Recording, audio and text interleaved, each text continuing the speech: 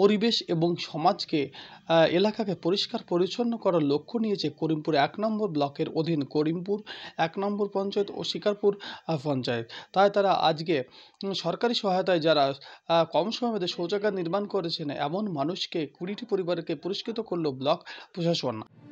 নদিয়া জেলার করিমপুর ১ নম্বর ব্লকের অন্তর্গত শিকারপুর গ্রাম পঞ্চায়েতের অধীন সমস্ত গ্রাম এলাকা ও বাজারকে পরিষ্কার পরিচ্ছন্নতার কর্মসূচি নিল ওই অঞ্চল। ওই অঞ্চলে যারা সরকারি সাহায্যে শৌচালয় তৈরি করেছে তাদেরকে পুরস্কৃত করা হয়।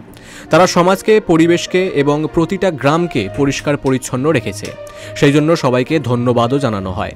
এই অনুষ্ঠানে উপস্থিত ছিলেন করিমপুর ১ নম্বর ব্লকের সমষ্টি উন্নয়ন আধিকারিক অনিরুদ্ধ মণ্ডল, ব্লক আধিকারিক এবং শিকারপুর অঞ্চলের প্রধান অনুপ বিশ্বাস।